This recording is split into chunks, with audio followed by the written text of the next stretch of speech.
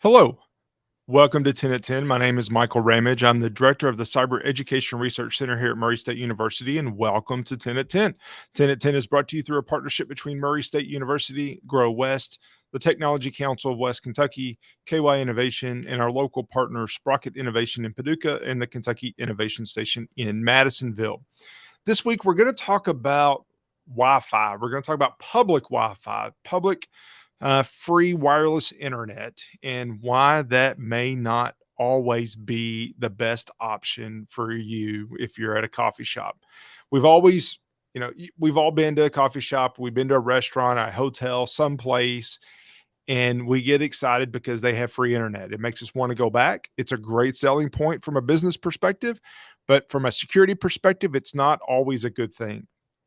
And so we want to talk a little bit about that today. And I guess probably the place that we need to start is to talk about what is Wi-Fi. How does it work? And I'm not going to get into a lot of details. I could go into the Wi-Fi, the 802.11 A, B, G, N, all these different standards. And for the purposes of our discussion today, that's really not that important. What is important are a couple of things to understand. The way that Wi-Fi works, the way that wireless works in general, is that your wireless device connects to a wireless access point. It could be on the existing network. It could be on a new network. It could be mobile. It could be fixed. There's a lot of different ways that it could work, but typically your device connects to a network or to a wireless access point. And that's what's denoted here in the middle. That access point is then connected to a router, to a switch, to something on a wired network, and ultimately to the internet. When we're in public and we're looking for free internet, what we're really looking for is a open wireless access point, an access point that we can connect to that will get us to the internet. So what usually happens is that we'll go to our wireless, click on the wireless icon on our computer or on our phone, and what pops up is a list like what you see over here on the side of available wireless internets that we can connect to. And we always try to go through and look for one that maybe doesn't have a lock, because that means it's open, or look for one that kind of looks familiar, or whatever it might be. And then we click on it. And when we click on it, we trust that if it says Starbucks, it's the Starbucks wireless network. If it says McDonald's, if it says Holiday Inn Express, whatever it says, we trust that it's really who it says. Sometimes you'll see one that says FBI surveillance fan. Can I tell you a secret? It's not the FBI surveillance fan. It's somebody being funny. You can name your wireless network whatever you want. So don't just assume that it's safe because of what it says. That is a mistake that a lot of folks make, and one that we really need to be careful about. So what are some of the dangers? Well, first of all, the man in the middle attack. That's the big danger. And so very briefly, what a man in the middle attack is where you're connecting to a network that says Starbucks. It's the one that you're supposed to go to. But in reality, you're connecting to some random person, some hacker, some bad guy. And what happens is that you connect to that person, they will read everything that you send them, but then also send it all onto the internet. So from your perspective, everything's good. It's working. You're going to the browser, you're going to a website, you're logging into your account, and everything's working the way that it's supposed to, except that everything that you're sending is being read by this hacker, by this man in the middle attacker. So that's obviously a problem. With wireless, it doesn't mean that it's being transmitted securely. It means that you're open to perhaps somebody eavesdropping and reading what it is that you're sending. So there's a lot of risk to think about. So how do you protect yourself? The short one, number one, is don't use it. Don't use public Wi-Fi.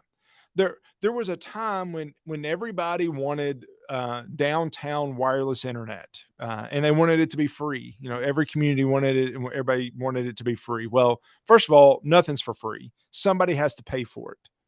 But if somebody is giving it to you, perhaps it's for tourism. Perhaps there's a positive thing, but perhaps it's a bad guy wanting to make you think that it's free tourist hotspot. That maybe they want you to think that that local coffee shop has wireless, or that town square, or that park, or that whatever has wireless, where in reality, it's a bad guy. So, if possible, just don't use it. That's the key. Just don't use it. Now, what do?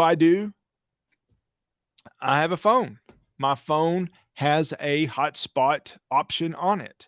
I have unlimited data with my provider, and I have a hotspot. So if I need internet in a public setting, I try to use my phone instead of using the coffee shop or the hotel. Now, there are times when that just doesn't work and you have to connect. The recommendation is to use a VPN. A VPN is a virtual private network. The idea of a VPN is that everything that you're sending is encrypted. So if there is somebody eavesdropping on your conversation, then in theory they're only reading encrypted data, so that doesn't make any sense to them.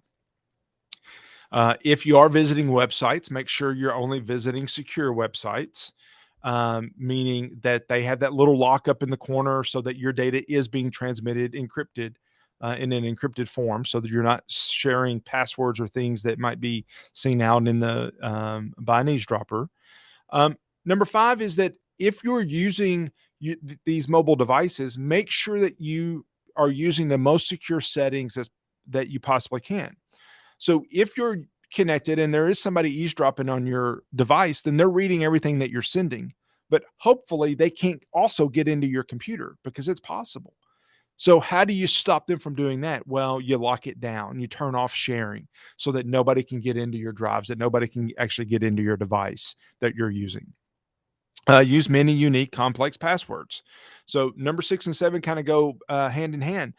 If you log into an account that somebody is eavesdropping and can get your password, then every other account that you have that uses that password, they also have your credentials.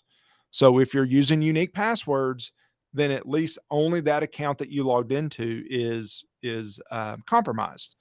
But also, maybe there's a secure way that your password's being transmitted and they don't get your password, but they get a session token. So if you think about, if you open your browser and you're already logged into Facebook, it's because your computer has saved a session token.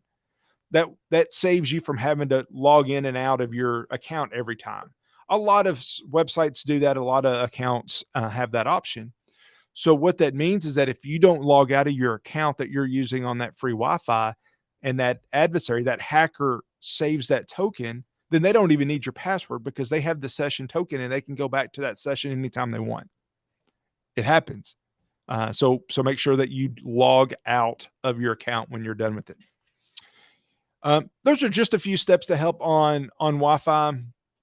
There are some other things that we could do, but just let me say, be careful, be cautious. Don't assume just because it's free or just because it says that it's with McDonald's that it's really McDonald's free Wi-Fi. You never know. And if you're transmitting personal information across Wi-Fi, there's a very good chance that somebody else is seeing that. And going back to why to use the personal hotspot, it's because typically your mobile is encrypted, so it's going to be a little bit safer. Last thing, one last note, let me say, also somewhat related to the wireless, is do not trust public charging stations. This is something that I've been harping on as well, particularly with those around me. Just because there's a USB drive that you can plug your phone into to charge it doesn't mean that it's really something that is safe. For example, I have a USB drive. It has the same type of connection that you see on these cords. So if I plug that USB drive in, then is there something on the other end that's reading it, that can read it? Your phone is essentially a big USB drive. So if you're plugging it in, is it truly just giving you power, or is there something on the other end that's reading that information on your phone as well? I don't know. Now, a lot of times houses, kitchens will have a USB drive built into the outlet. That's probably okay, but you don't know that. So what I recommend, instead of taking your cable and plugging your cable directly in, most people have a USB block that goes for power. Plug your USB into it and then plug that into power. That is a safer way to do it. That way, that it is just giving you power and is not giving you something else.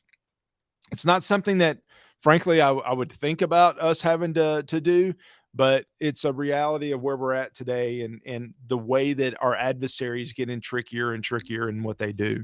So don't trust public charging stations, whether that's at the airport or the public park or wherever that might be. You never know what you're plugging into. All right. Well, thank you. I hope that you found that helpful today. It's something that was brought up as a show idea this week. I think it is interesting, and I think it's one that is relevant with so many people that are traveling right now. So just be careful. Don't assume that it's safe.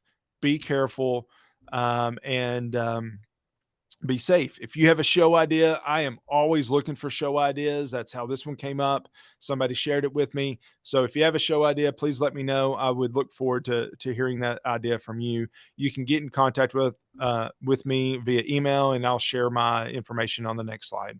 Thank you very much for joining us today, and I hope you found it interesting. See you next week back here on 10 at 10. Bye.